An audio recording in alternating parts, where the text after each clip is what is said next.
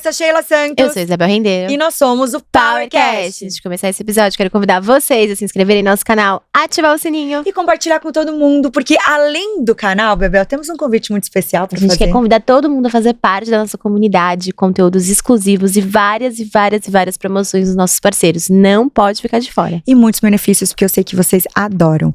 Hoje a gente tá com um convidado também grande, super especial, de uma Exato. área que a gente adora falar. E é super legal, porque é uma área diferente, a gente nunca teve aqui antes. Então vai Exato. explorar muita coisa. Seja bem-vindo, Daniel Mendes. Uhul, bem-vindo ao PowerCast. Prazer estar aqui com vocês. Obrigada, muito Que obrigada. bom. Daniel, antes da gente entrar para as nossas perguntas, eu sei que você tem muitos anos de uma carreira impressionante, né? E tá aí à frente de uma grande empresa. Mas queria que você contasse, né? Por curiosidade aqui, como que você entrou na parte de alimentação? Como começou sua carreira? Essa veia empreendedora sua? Conta um pouquinho pra gente. Olha, são duas coisas, né? Primeiro, empreender. Eu já venho de um país, né? Eu sou uruguaio, né? E no Uruguai é um país que não cresce, né? Quando eu saí de lá tinha 3 milhões e 450 e hoje tem 3 milhões e 435, sei lá, faz alguns anos, e o Uruguai não cresce, porque é um país que tem um nível cultural alto e não tem mercado de trabalho. Agora está um pouco diferente, virou bastante um hub financeiro, então aí hoje tem perspectivas, como realmente sempre foi. O Uruguai sempre foi um paraíso fiscal, mas enfim, não tinha mercado de trabalho. Então, meus pais, desde criança, com 6 anos, fui para Buenos Aires, fiquei até os 9 anos, depois voltei para o Uruguai, e aos 11 anos venho para o Brasil, começando no Rio Grande do Sul, uma cidade pequena do Rio Grande do Sul, e aí depois fui para Porto Alegre conheci essa atividade de hoje, e aí, depois de algum tempo, vim para São Paulo, desbravar São Paulo, e aí fiquei em São Paulo, e aí eu construí família, empreendi bastante, sendo um dos principais colaboradores da empresa que eu trabalhava, e chegou aos 30 anos, e eu digo, não, agora eu vou botar meu próprio negócio, e eu coloquei a Sapori com 30 anos, hoje eu tenho 62, e a Sapori tem 62 anos. Então, resumidamente, eu tenho aí a veia empreendedora começa desde 6 anos que eu tive que empreender, porque de certa forma você tem que sair você sai da tua casa, dos teus amigos, enfrenta coisas novas, né? Você é obrigado a entrar em colégio. Me lembro de ter passado por vários colégios, de alguns lugares eu lembro até o cheiro dos lugares, sabe? Que massa. São coisas que ficam. Então você tem que estar sempre adaptado a essas coisas. Então já vem aí a veia de empreendedor, não necessariamente só no negócio. E eu costumo dizer que empreendedor não necessariamente tem que ser dono, mas você tem um executivo empreendedor, aquele que vê diferente, que pensa diferente, que pensa fora da caixa, que é criativo, né? E que acredita nisso, que é resiliência, que se automotiva. Então são algumas das coisas que acredito e sou aqui exemplo de muita coisa dessa que aconteceu na minha vida e ainda tem muito para acontecer. Que incrível, as duas. Aí eu tô curiosa, só uma coisa. Então, que cidade do Rio Grande do Sul? Comecei por Pelotas, depois fui para Jaguarão. Por que Jaguarão? Porque Jaguarão é fronteira com o Uruguai. Então meu pai queria voltar mais perto do Uruguai. Então eu fiquei no Uruguai, tanto é que eu estudava, e como no Uruguai na época tinha escola pública nos 2 lugares, não tinha colégios. Então a escola pública uruguaia era melhor que a escola pública brasileira. E como era fronteira, eu atravessava, ia para o outro lado estudar. Naquela época eu estudava francês e inglês. Que incrível. No ginásio. Incrível. Então assim, eu ficava lá, voltava, meu pai tinha restaurante, e como o uniforme tinha gravata. Então eu tirava a gravata e já começava a trabalhar no restaurante da minha família, né? Que incrível. Então aí que eu aprendi a lidar com comida, a lidar com cliente, a lidar com atendimento, né? E daí que vem então a origem de tudo isso e depois, né, foi evoluindo até chegar aos dias de hoje. Incrível, minha família inteira gaúcha, por isso que eu perguntei, vai que alguma cidade ali perto, né? Óbvio. A tua família? De onde é? Meu pai é de Erechim e minha mãe de Segredo, Sobradinho. Mas Erechim do lado. Do lado. E eu nasci no Paraná, mas assim, tenho parente por tudo que é lado. Porto Alegre, Santa Maria, Pelotas. Então por isso que eu pergunto pra me identificar, que eu devo ter algum parente por aí também. O Rio Grande do Sul é terra de mulher bonita, e aí faz jus. Obrigada. Eu amo o Rio Grande do Sul. Aliás, cozinho muito bem. O Uruguai sabe fazer uma bela carne, né? Eu verdade. sou suspeita, adoro, adoro.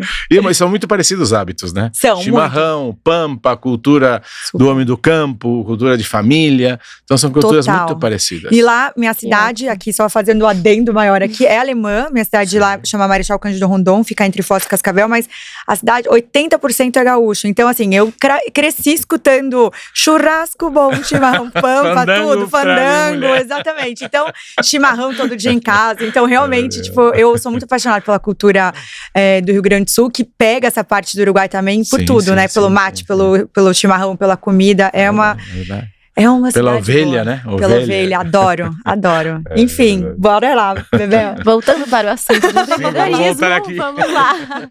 Queria pedir para você contar um pouquinho da Sapori, porque quem está escutando a gente não conhece, né? Para você apresentar um pouco da empresa, de onde que veio essa ideia, como que ela atua hoje, pra gente poder mergulhar nesse universo, porque como eu falei, a gente nunca falou sobre esse assunto aqui no Power, então acho que é muito legal pra galera se aproximar e conhecer, e até poder explorar outros setores também. Muito bem, eu falo com muito paixão quando eu falo com aquilo que eu faço, então a qualquer momento, se entender, se eu não conseguir ser muito, explicar bem, você me diz que eu te dou mais explicações. Mas enfim, como eu falei, eu nasci dentro de um restaurante praticamente, né, meu pai sempre foi garçom, minha mãe era cabeleireira. Então, eram dois ofícios que eles saíram.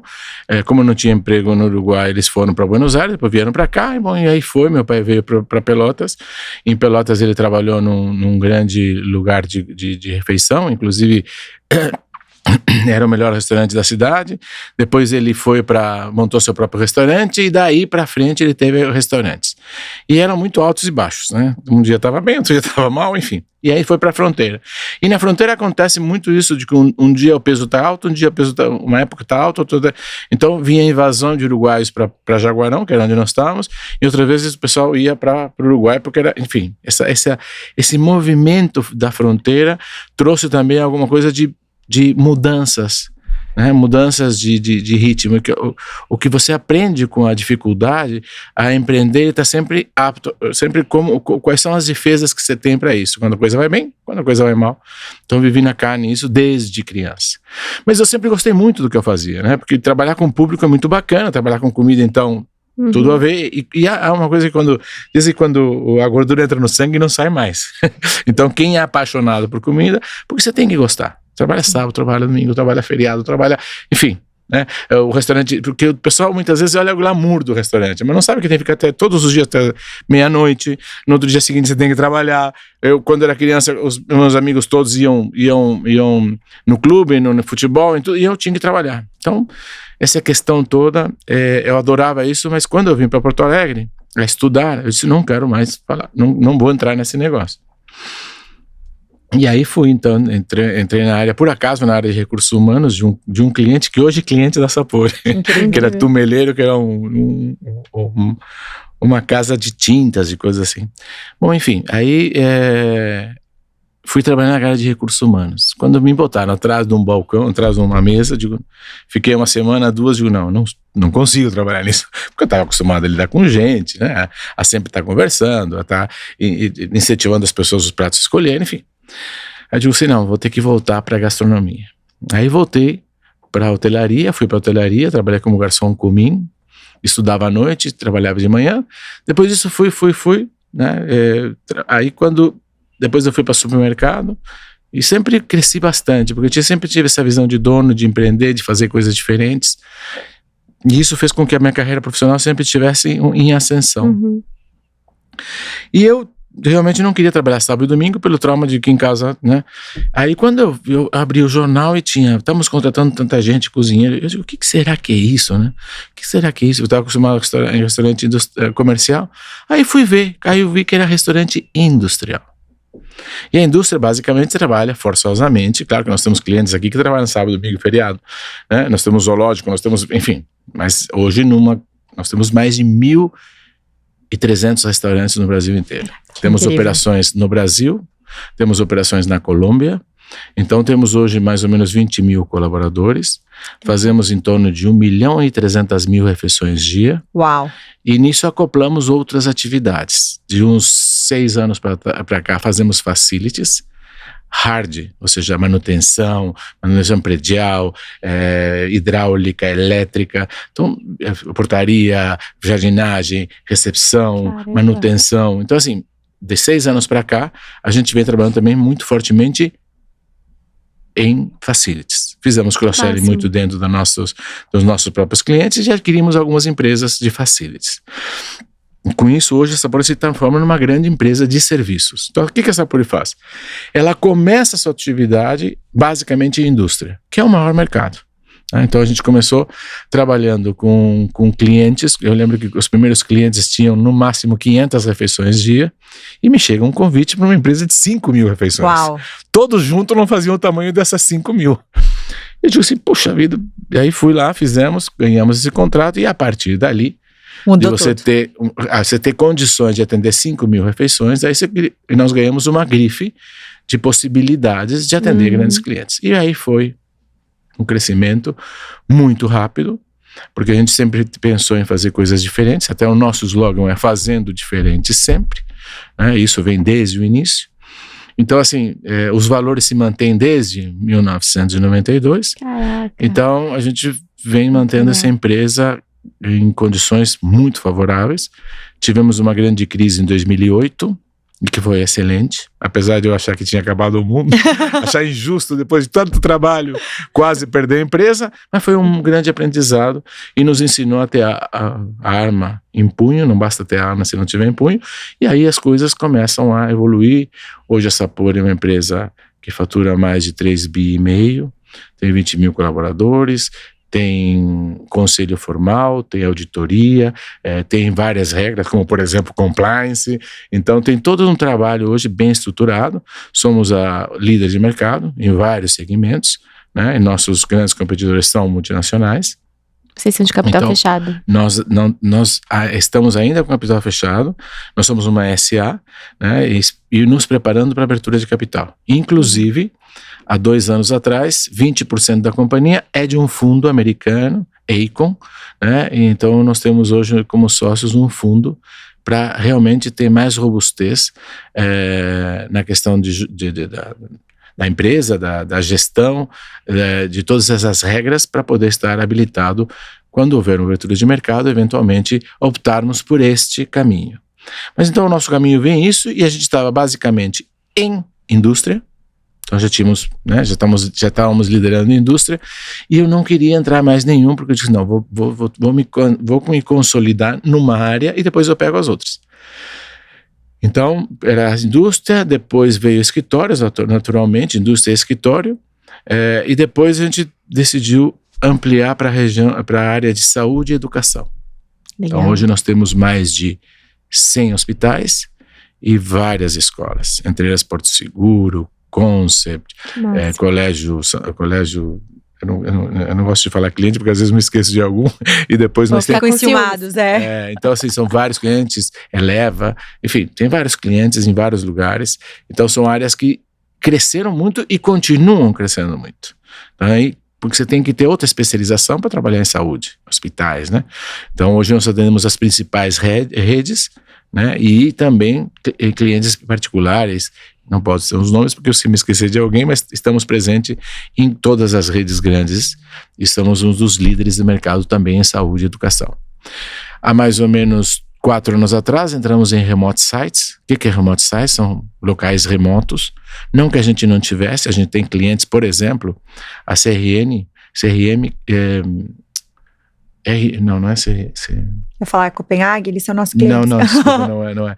É uma extração de bauxita que fica no meio da selva. Uau! Então nós temos lá 6.000 pessoas e a gente atende tudo lá. Então a gente atende 6.000 pessoas diariamente, atendemos os bares, o hotel, o restaurante, tudo da cidade. Uau! Então isso é uma operação remota.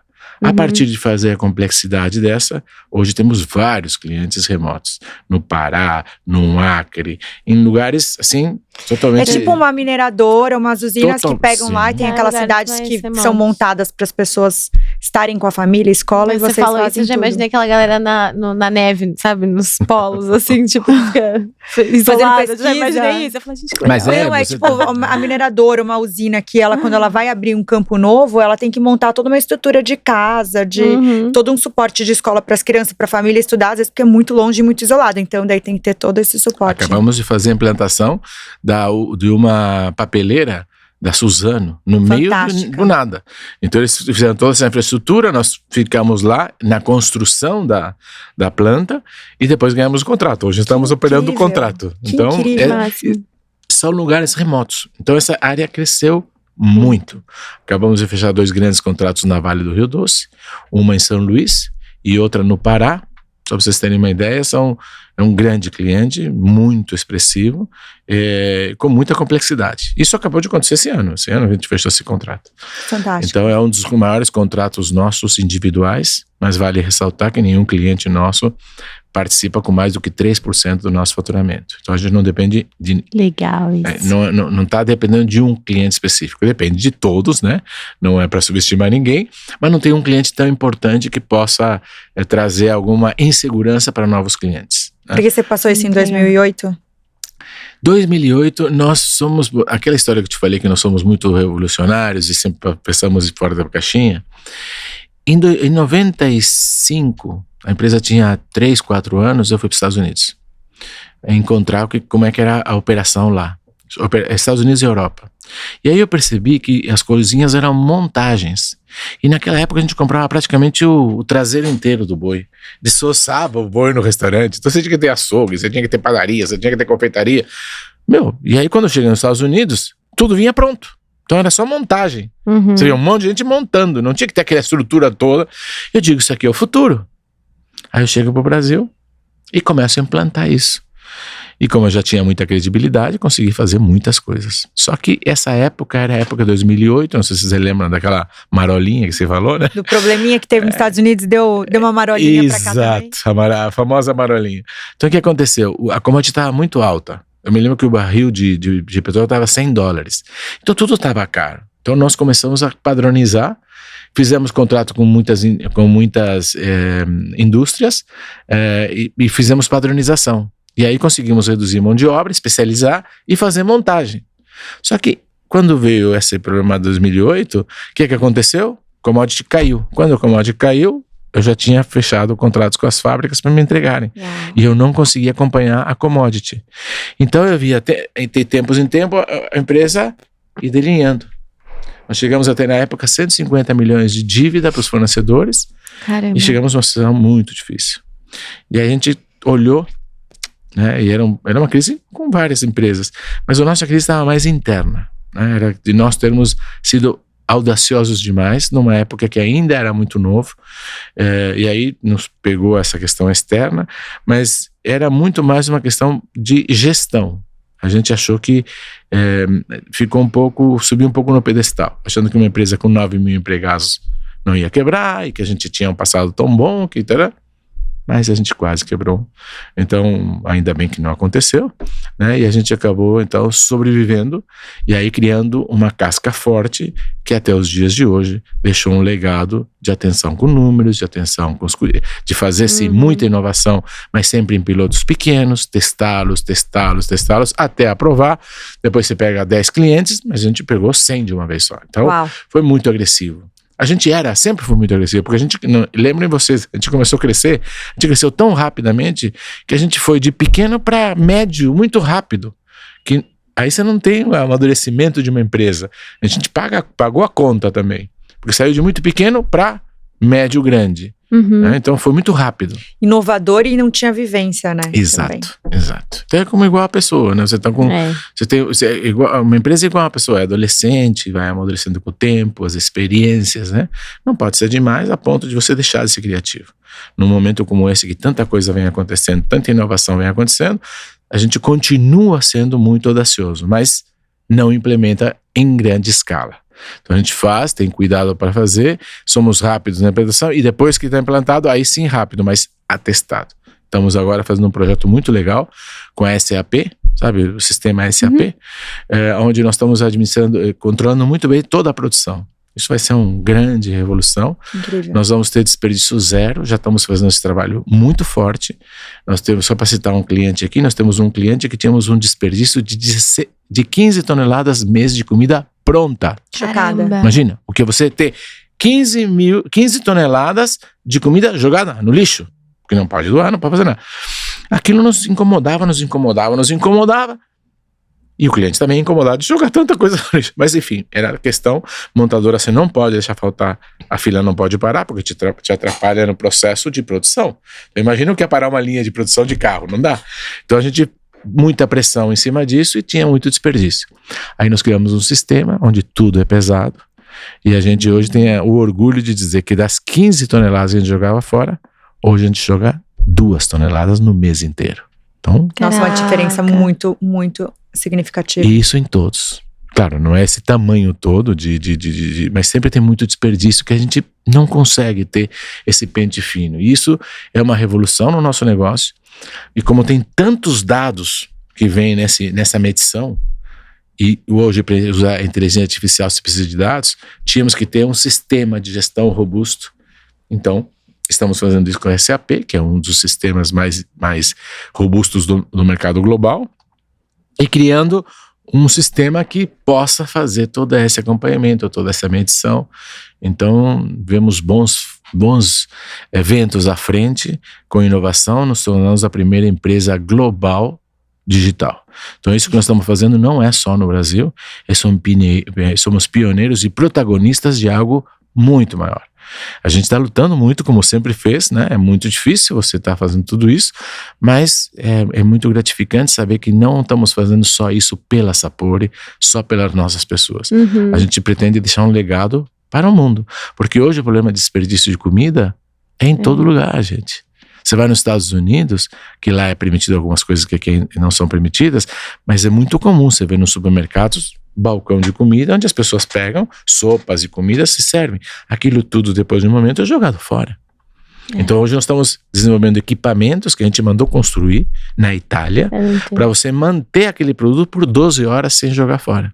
Querido. Então, tem uma série de coisas que a gente vem fazendo que são protagonismos globais. A gente hoje participa de todas as feiras, nos Estados Unidos, na Europa. Hoje, esse ano, por exemplo, a gente vai para Chicago, que é uma feira que acontece todos os anos, e de 2 em 2 anos acontece em Milão, que esse ano é um deles, onde a gente tem relacionamento com os fornecedores e a gente desenvolve equipamentos sobre medida para aquelas ideias que nós temos. Então, incrível. Temos muita coisa legal e muita coisa que transcende as fronteiras do nosso negócio. Eu acho que isso que é importante.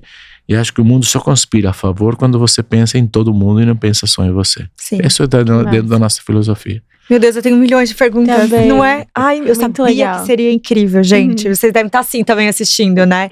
Porque é um mundo nos bastidores que acontece tanta coisa, Muito que legal. a gente às vezes não tem a menor ideia do que acontece, né? Não tem a menor ideia. Que às vezes a galera é meio, né? A gente é meio egoísta. Chega, tem que estar quentinho, tem que estar organizado, mas não tem ideia do como funciona por trás das câmeras, né? Exatamente. E você sabe que a pandemia foi muito importante para isso. Porque a pandemia faz com que as pessoas se interessassem como estava sendo feita. Antigamente o pessoal só pensava em comida, eu quero opção, eu quero vontade, eu quero não sei. Só olhava o que realmente você olha, você come com os olhos. Então você olha 70% do que você gosta do serviço pelo que você olha. É por isso que é tão importante uma decoração num prato, a limpeza, o cuidado, o sorriso que a pessoa te atende. Mas e os bastidores? Para você garantir que porque você não consegue transformar um produto ruim em comida boa. Não. Então, todos os cuidados que nós tínhamos lá não eram tão vistos.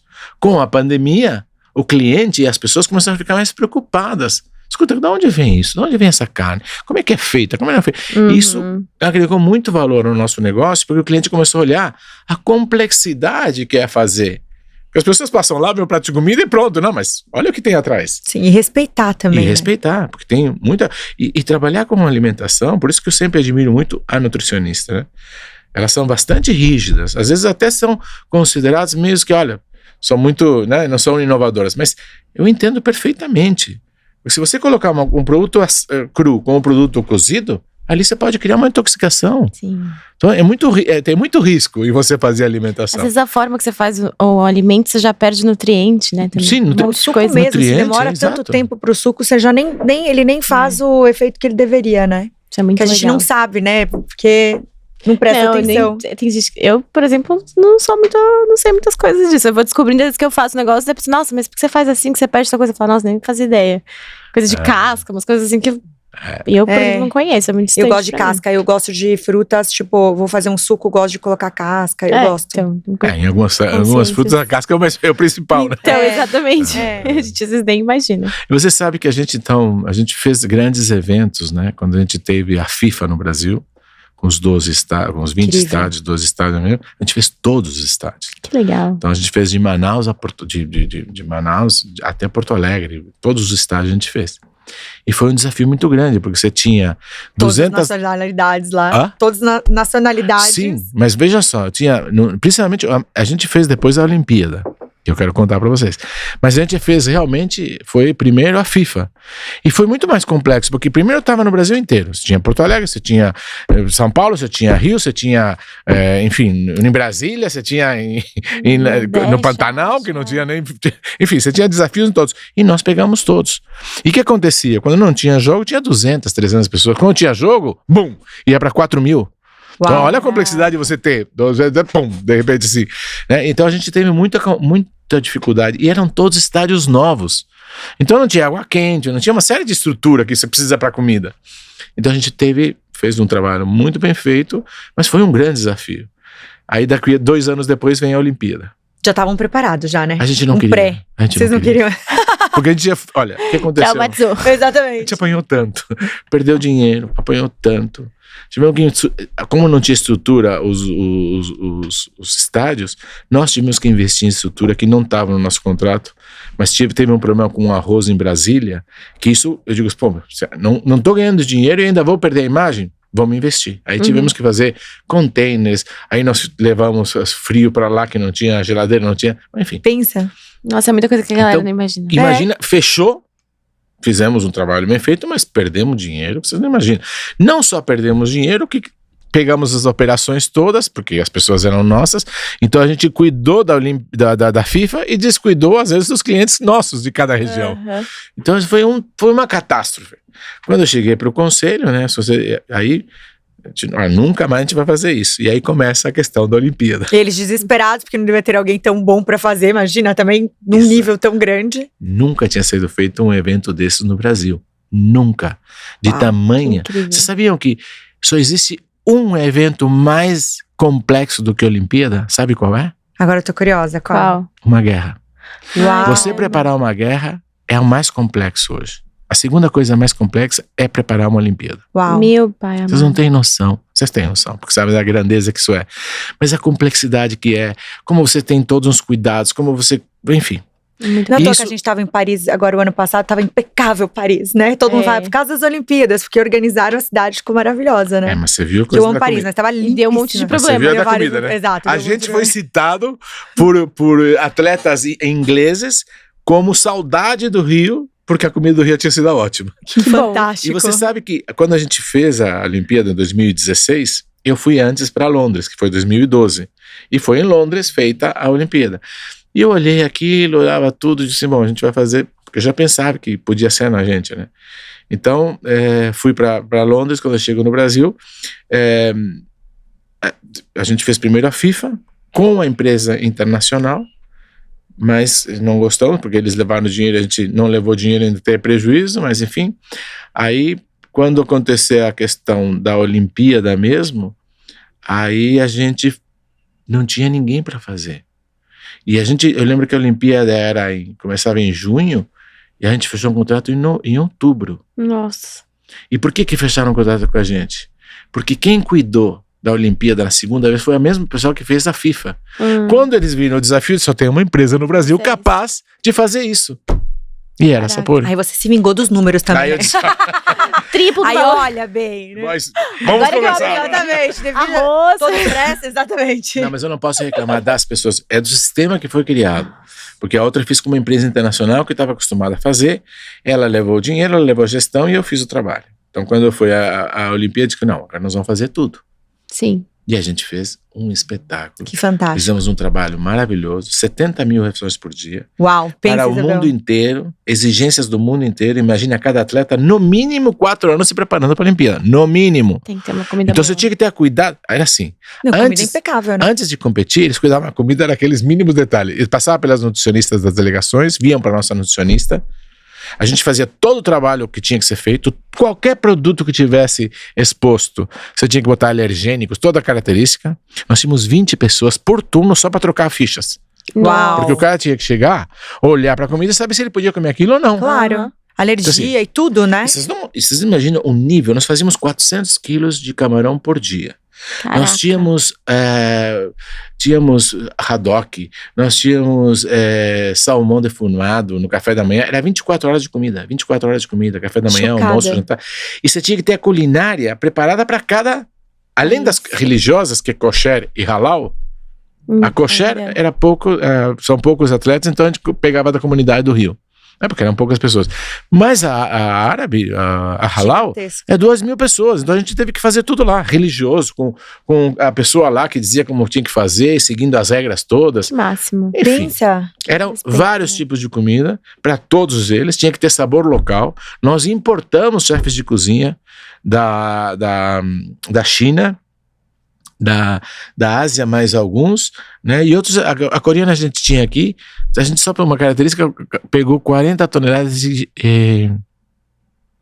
manchi, é uma selga que eles comem tradicionalmente, que é pimentada. Que incrível isso. 40 toneladas tinha comer aqui. Então vinha coisas que a gente mal conhecia e tinha que fazer comida porque era o hábito. Você tinha que garantir sabor local. Caramba, 40 toneladas de alga é muita alga. Exato, agora que eu pensei.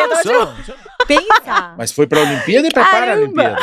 Olimpíada e para É muita alga. Kimchi chama. Kimchi, eu já ouvi Eu tô falar. chocada. Uma lata não havia nos baldes assim, que aquilo era é tipo um picles, mas é característica, e pimentado, mas é cada característica de cada culinária. Claro. Então a gente tinha que ter. Que então, máximo. assim, de manhã você precisa ver a quantidade de iogurtes, de sementes, de frutas. E o Brasil tem muita variedade de fruta, né? Então nós tínhamos a primeira ala que era brasileira. Eles adoravam, porque era basicamente grelhados, legumes, frutas, tudo saudável. Então o pessoal amava aquilo.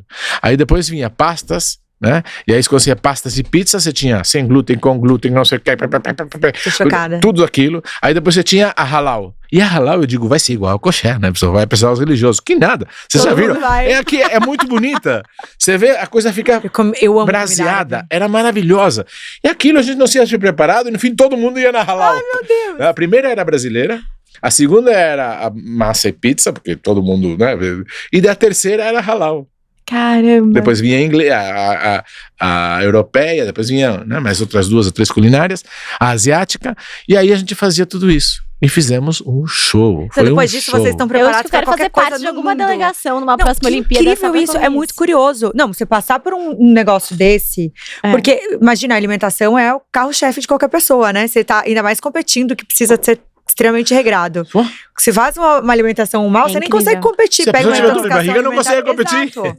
Que loucura. Então assim, foi 70 mil atletas, 70 mil refeições dias, que a gente fazia pro atleta várias vezes, né? Então por dia 70 mil refeições, num restaurante que só do restaurante eram 2,4 campos de futebol. Caramba. Enorme.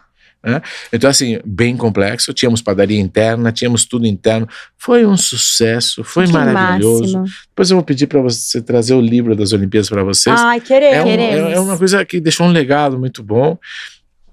E depois que a gente fez a Olimpíada e a FIFA, a gente abriu a área de eventos. Claro, já estavam mais que preparados. Já sabíamos. Então, aí quem passou a Olimpíada passa tudo. Exato. E hoje, só para vocês terem uma ideia, a gente tem uma relação com o chefe Atala, onde tudo que sai do restaurante, ali eles têm o Dom e o Dalva Edito, e alguns eventos fechados, mas o restante tudo é a Sapori que faz com assinatura Atala.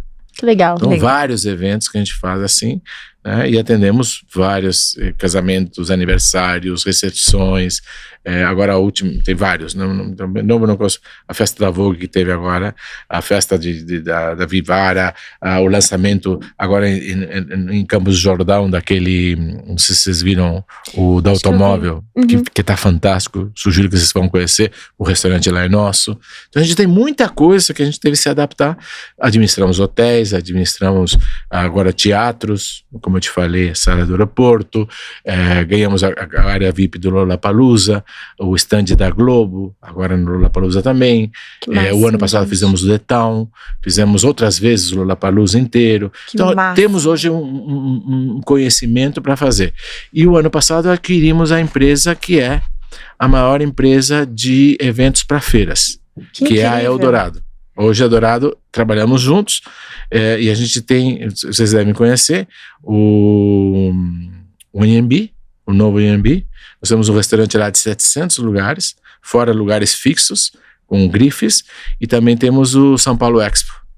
Que é maravilhoso. Então, toda a culinária dessa, a grande maioria da culinária somos nós. Mas temos outros sítios também, outros espaços, não com cozinha, mas fazendo serviços em outros lugares, como o Center Norte, como outros espaços também. Então, você acaba englobando tudo, porque já era uma dor que você via, né? Olha, vou organizar isso, e aí vocês tinham também atrás de outros serviços para complementar, acaba que vocês complementam tudo, fica até mais fácil fazer tudo in-house, né? A pessoa já resolve toda a vida dela lá. É que a estrutura toda já está montada, né?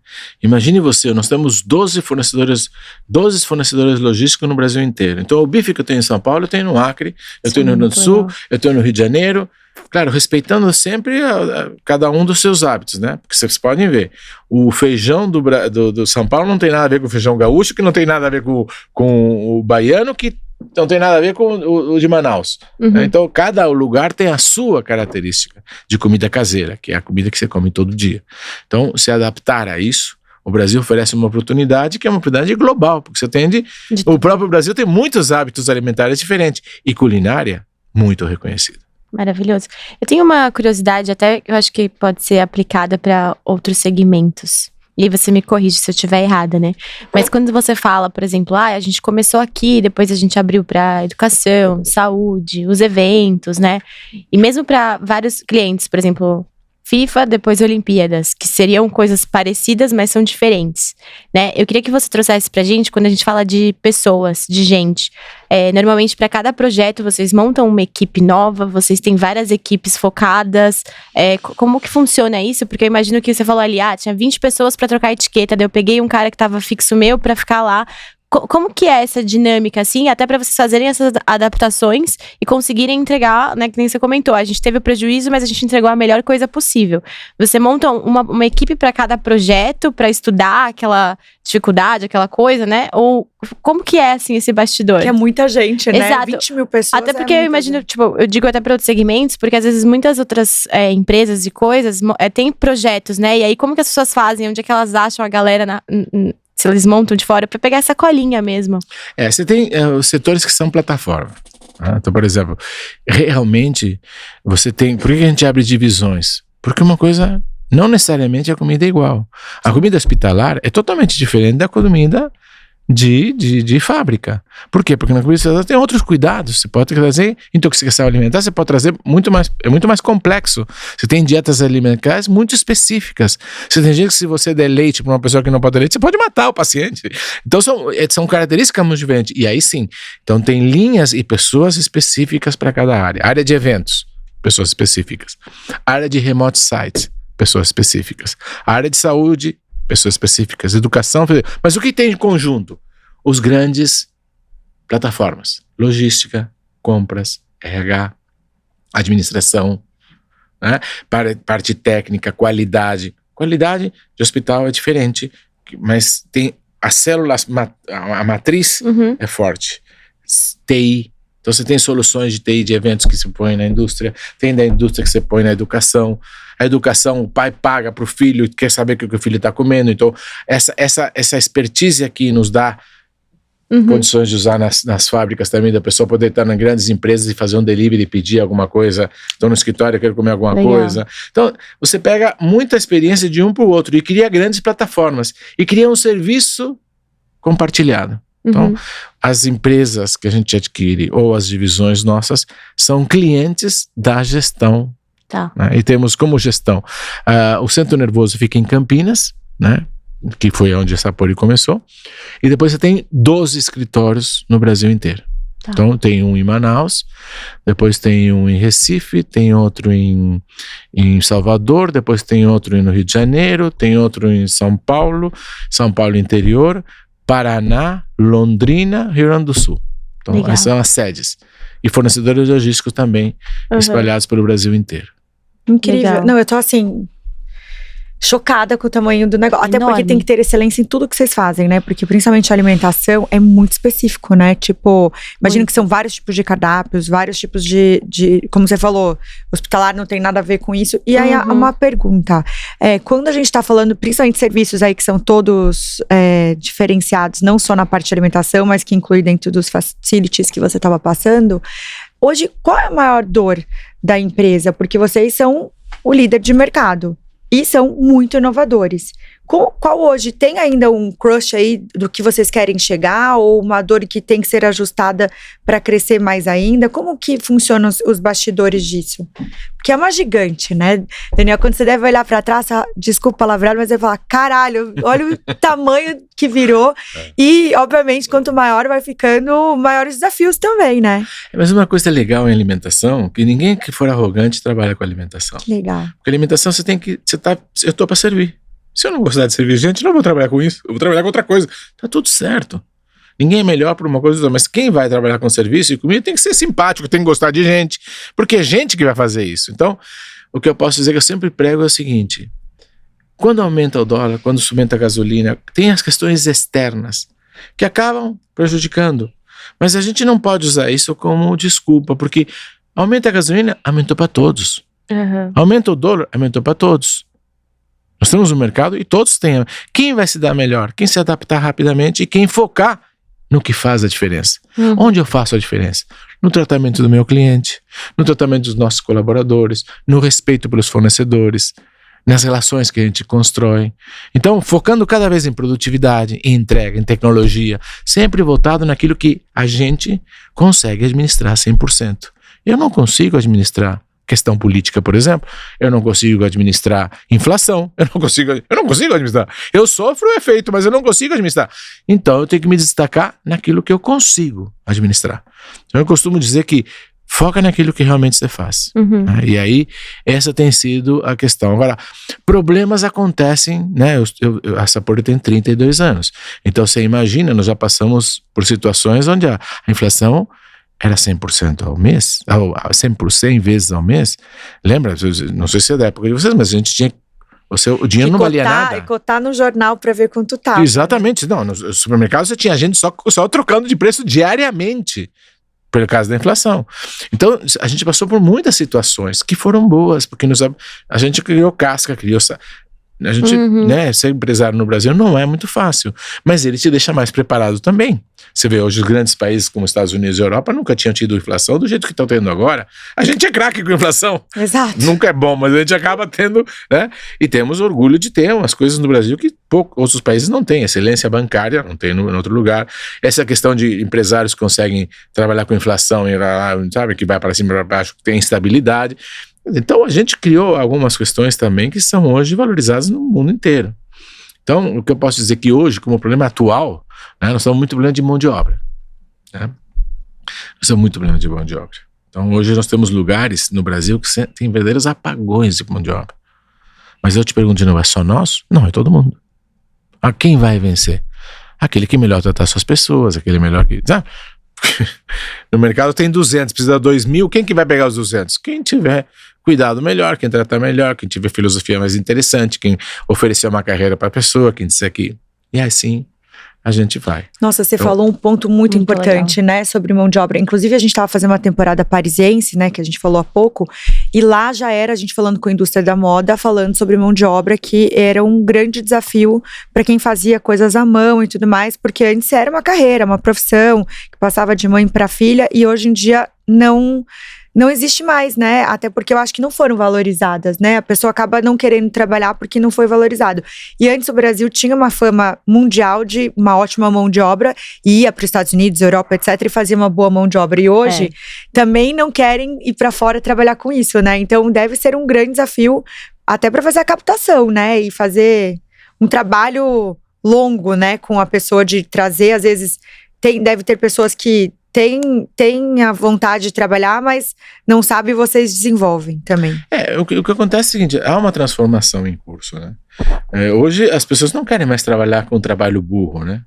E as empresas não estão preparadas ainda para trabalhar com inteligência artificial, ainda a maioria não está preparada, né? Todo mundo sabe que vai ter que trabalhar, não tem como não trabalhar, mas ninguém está 100% preparado, né? Então assim, adaptar-se às novas coisas que é o grande desafio, né? E você aprender o novo não é difícil. O difícil é desaprender o que aprendeu errado. Foram anos aprendendo uma coisa porque a verdade era aquela. Mas fez, pum, mudou. Então, não adianta. Ah, mas foi importante. Não é mais. Então, o difícil daqui para frente não é aprender o novo. O nome está mais fácil, é mais prático, é mais fácil de aprender. O problema é que você aprendeu. O maior problema é desaprender o que aprendeu errado. Esse é o grande desafio. Então, assim, é uma mudança muito rápida que está acontecendo. E realmente, eu vou te contar uma história de um dos clientes nossos que é Meias Lupo. Conversando com a Liliana, que é uma das donas, é uma mulher espetacular, é uma mulher que é um monumento, é uma pessoa extremamente engajada no negócio, ela vive o negócio. E ela falava assim para mim, Mendes, a gente não consegue mais ter, o que você falou, não consegue, ninguém nasce mais querendo ser costureira. Sim. A cozinheira ainda tem o glamour de ser cozinheiro, né? Porque os cozinheiros muitos vibram depois de estrela, então ainda tem um glamourzinho dos cozinheiros. Glamourzinho não, um grande glamour dos cozinheiros. Mas, né, também tem o glamour dos estilistas e tudo, mas ninguém nasce mais com vontade de ser, né? O meu pai era sapateiro, eu não quero mais ser sapateiro, meu pai era açougueiro, não tem mais, né? Então as coisas estão mudando muito facilmente, então as pessoas não querem mais passar por situações, então está sendo um grande desafio, mas certamente a sociedade se acomoda, ela se desenvolve e cria as condições novas, como foi a Revolução Industrial, agora está sendo tecnológica, como quando veio o celular, a cada inovação diz, agora o mundo vai acabar, aqui não vai acabar nada, ela vai se transformar, e a gente tem que correr atrás para se transformar, porque senão a gente está fora do mundo. Sim. Hoje, se você não estiver estudando e atualizado, a cada ano você perde 20% do conhecimento. Ou seja, se você ficar sem fazer nada durante 5 anos, você está na estaca zero. Gente do céu, é loucura, bastante, né? hein, a porcentagem. É bastante. Vamos estudar, gente. Até algumas pessoas falaram de também essa questão de geração, né? Você tem essa barreira também geracional com quem trabalha lá com você? Muita. E o legal é você poder aproveitar as diferenças, porque é importante as pessoas que têm maturidade, que têm experiência, né, para defrontar para estar em frente a uma juventude que vem que já quer ser presidente, já quer ser diretor, já quer ganhar dinheiro, já quer ficar rico em 2, 3 anos. Por quê? Porque tudo mais rápido, mas não, parei, não é bem assim.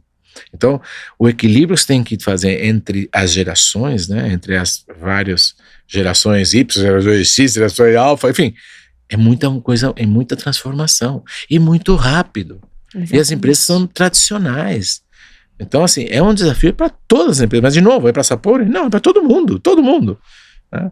Então, assim, há oportunidades, a crise gera oportunidades, né? Vamos continuar comendo, vamos continuar vestindo, vamos continuar crescendo. E aí vai sobreviver quem, de fato, encarar as coisas como elas devem ser encaradas. E arriscar, não ter medo de crescer, né? Ter os princípios claros, né, de éticos, que são para mim inegociáveis, mas o resto tem que estar sempre correndo atrás, porque o mundo vai girando, e de novo, se você não estiver atualizado, o que te trouxe até aqui não te garante o crescimento daqui para frente.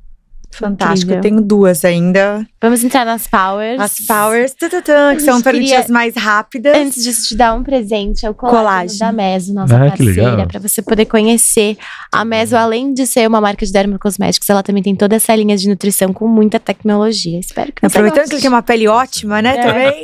Gente, enquanto a gente tá batendo esse papo maravilhoso, tá passando o QR Code aqui, conheçam mais sobre a Meso, faz parte da nossa rotina de skincare, de tudo, vocês vão amar.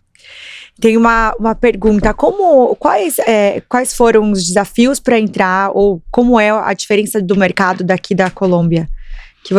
Quanto tempo vocês estão lá, e se você sentiu que tem uma diferença até de comportamento, de entrar no mercado, como que funcionou isso? Você tocou um assunto muito importante, porque a gente não teve só na Colômbia. A gente quase foi para a Argentina e não foi, e a gente foi para o México. Uau! E no México a gente teve que sair. Porque a cultura era tão diferente. A região que a gente foi era aquela região de fronteira com os Estados Unidos. Nós somos em Ciudad Juárez. Que dizem que é uma coisa única. Então, eu não estou julgando nada aqui, acho que cada cultura tem a sua tradição, eu respeito todo mundo, mas a gente não se adaptou. Tinha práticas que a gente teria que fazer lá que não faz aqui, eu não vou fazer práticas que não concordo, então a gente saiu do México. Não foi aquilo que desejou, mas a gente continua na Colômbia, e a Colômbia com muito sucesso, e vamos muito bem, crescemos bastante. É lógico que o mercado é menor que o Brasil, mas a gente já tem um pezinho da internacionalização, né? E agora, possivelmente, a gente vai para outros lugares, mas ainda como o Brasil tem muito desafio, ainda tem muito para crescer no Brasil. Nós estamos criando essa empresa digital, nós queremos se tornar a primeira empresa digital do mundo, né, com tecnologia de fato. Então ainda temos um ciclo a vencer no Brasil e depois vamos nos preparar com tecnologia para enfrentar o globo, e aí sim nós vamos estar preparados. Porque não adianta você ir para um lugar dominar o mundo, não é mesmo? Deve se conseguir. Vai ter em todos os setores, tudo para todo mundo, no mundo todo. Lá no Japão, como seria? Seria incrível. Vai fazer evento, vai fazer alimento, vai fazer logística, vai fazer... E vamos levar orgulho nacional aqui que a gente... Amém. Porque o Brasil é um destino, sabe? Porque hoje você vai para a Itália, você vai para comer. Você vai para a França, você vai para comer. Você vai para a Espanha, você vai para comer. Você vai para Portugal, você vai para comer. No Brasil também, só que ninguém explora isso. Aqui é um destino gastronômico. Nossa, a comida é muito boa. É maravilhosa. E cada região tem a sua habilidade. Comida mineira, comida baiana, comida nordestina, comida do sul, churrasco do sul. Então nós temos características. Nós temos uma culinária tão forte ou mais forte do que os outros. Nós produzimos tudo aqui. Então é uma responsabilidade nossa criar o Brasil como destino gastronômico.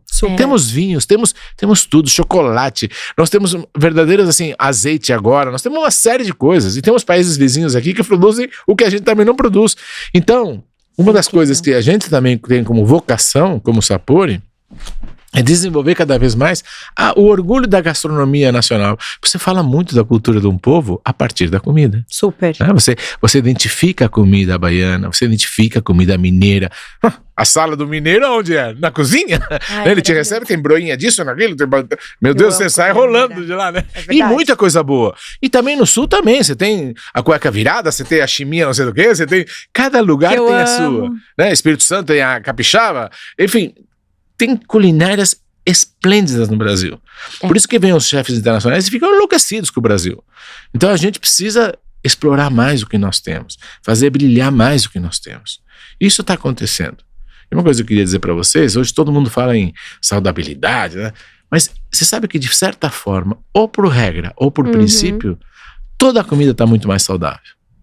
Todas as comidas estão muito mais saudáveis.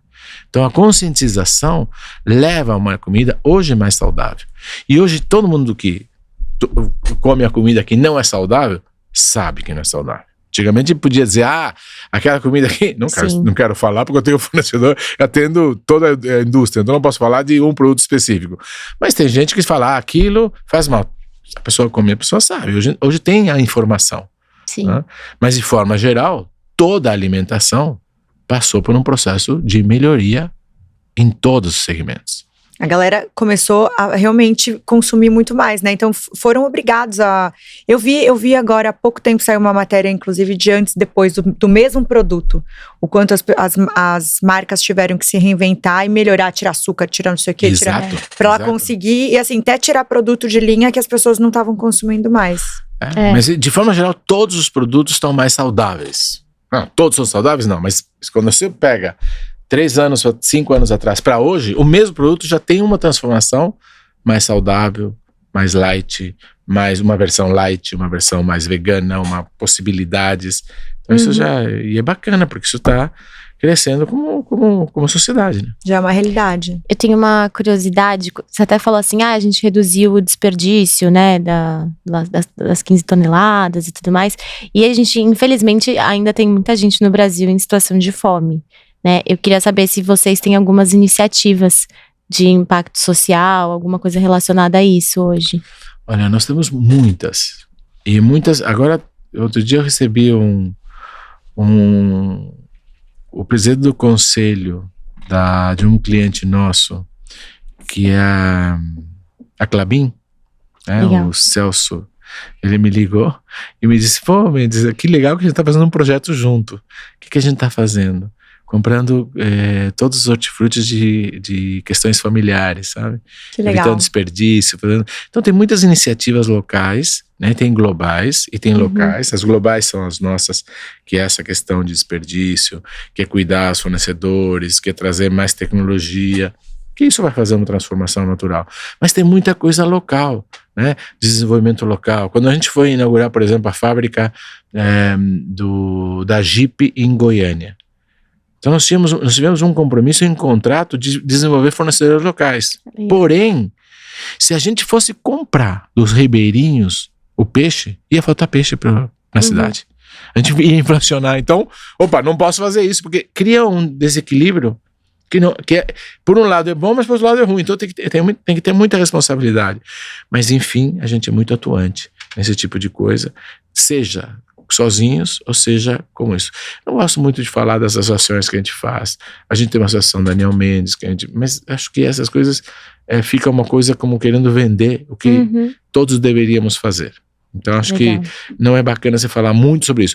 Há uma responsabilidade, fazemos coisas, mas eu acho que devemos falar sim que fazemos, porque hoje é uma responsabilidade de todos nós, principalmente quem trabalha com comida, de poder, né, e de ter condições de ajudar sem correr riscos, né, porque eu precisava jogar fora porque eu não tenho como garantir que aquela comida, apesar de aqui estar boa, quando fosse dado para o doente, quando fosse dado para a escola, quando fosse dado, se ia manter as condições. Então é melhor não fazer, melhor jogar fora. Mas sem dúvida que tem uma série. Agora, por exemplo, no Rio Grande do Sul, a gente mandou caminhões e caminhões para lá. Legal. Divulgou parte para fazer com que outras pessoas viessem juntos. Da nossa sede saíam caminhões, onde todo o condomínio nosso participava junto. Clientes nossos participaram juntos. A gente levava água, enfim. Então, assim, isso não faz parte da gente. Isso tem hoje não existe uma possibilidade. Isso vem desde minha família, né? Acho que isso são coisas que vêm de casa, né? Acho que essas coisas e de novo, para o mundo conspirar a favor, você tem que estar fazendo parte do mundo, senão as coisas não funcionam. Legal, obrigada. Eu vou fazer um push, tá? Do que você estava falando, que já era essa minha segunda pergunta sobre logística e produto. Vocês estão em todo o Brasil. Nosso paizão aí é grandão, exatamente, com vários tipos de comida por todo o Brasil. Como que você faz para manter, às vezes, o mesmo tipo de alimento? Sei lá, o feijão do Rio Grande do Sul é o mesmo que vai para o Nordeste? Ou vem os produtos locais? Como que funciona essa logística nos bastidores e como funciona a escolha de produto? São todos os produtores, ou vocês produzem alguma coisa, ou são produtores que são listados por vocês? Como que funciona? Porque imagina a quantidade de comida por dia que eles fazem. É muita coisa. Sim, evidentemente, se eu te contar, assim, são várias, de caminhões, são várias voltas ao mundo que é pra gente fazer. Até tem isso que a gente faz. Durante muito tempo a gente disse para pessoas terem noção da quantidade que é. São 1.300.000 pessoas por dia que comem a nossa comida. Meu Deus. 1.300.000 por dia. É muita coisa. É maior que várias cidades. Exato. É maior que Campinas. Minha cidade, tadinha, 60 mil habitantes. Quantas Marechal? É quase mais que um país da Europa. Exato, é muita gente. Então, assim, de novo, a gente tem uma célula central de compras, porque a gente também tem fornecedores nacionais. Então você tem as grandes marcas que têm um tratamento. Eu tenho marcas já reconhecidas que a gente já sabe que trabalham o produto. Então nessas marcas a gente audita. Em outras a gente ensina como fazer. A gente desenvolve. Por exemplo, essa questão com a Klabin a gente desenvolveu. E tem outras situações com outros clientes, que eu não posso aqui falar muito da Klabin porque foi recente, mas vários clientes têm iniciativas regionais onde a gente prepara as pessoas. Legal. Quando a gente foi para alguns lugares, a gente teve que ensinar a higiene pessoal. Uau. Ensinar a pessoa a escovar os dentes em muitos lugares.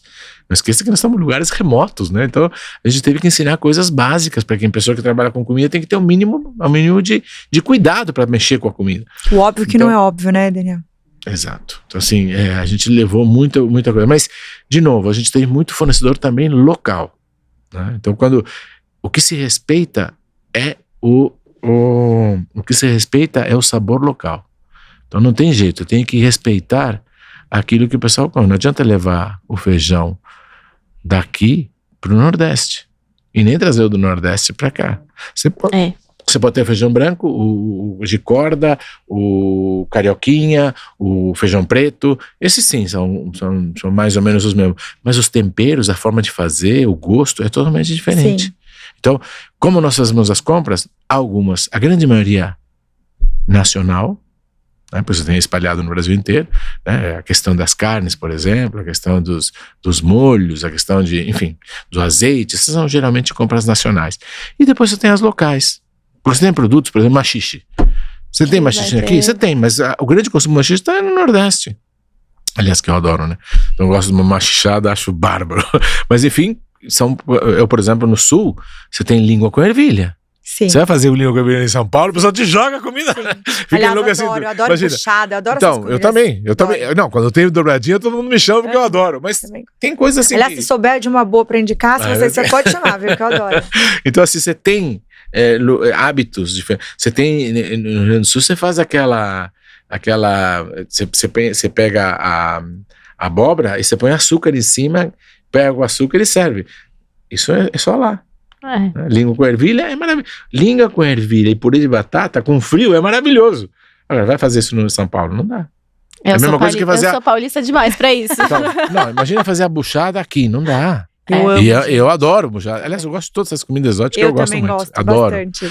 Então, assim, um dia até passei mal de tanto que eu comi, mas enfim, porque é pesado, né? Molho laranja maravilhoso. Nossa, e as farinhas, né? Maravilhosa. As farinhas. Maravilhosa. Na Bahia, aquela farinha amarelinha. De dendê. Nossa, maravilhoso. Também. Um acarajé. Quer dizer, então, como eu gosto muito de comida, eu acabo sempre apreciando muito esse sabor local e prestigiando muito esse sabor local. Então, assim, você tem coisas que você tem que comprar lá, porque só tem lá. Então, a gente tem que ter uma flexibilidade para comprar produto local na localidade, mas tudo aquilo que pode ser central, que dá mais volume, eu consigo negociações melhores. Então, é assim que funciona.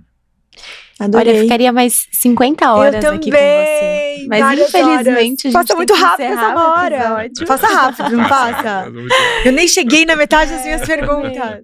Dani, queria pedir pra você deixar suas redes sociais, da Sapori, quem quiser entrar em contato, onde pode saber mais sobre vocês. Muito bem, eu tenho minha rede social do Instagram, mendes.sap, de Sapori, né? Mendes com Z.sap. Depois tem as outras questões, né? Da Sapori tem sapori.com, né? .com.br, né? Então assim é fácil, você busca o nome. A gente vai deixar aqui também pro pessoal. Ótimo. Muito obrigada por hoje, eu tô muito feliz de você ter vindo, sou mais fã ainda do que eu já via aqui do lado de fora e eu tenho certeza que vocês curtiram também, aprenderam muito, né, Bebel? Com certeza. Ainda muito tem, obrigada, olha, deixam bastante comentários aqui, vários. Pra ele voltar mais. Tem muito segmento aí pra gente explorar ainda. Muito obrigada. Muito obrigada, gente, não se esqueçam de se inscrever em nosso canal. Ativar o sininho e mandar o episódio pra todo mundo. Até a próxima. Até, gente, obrigada.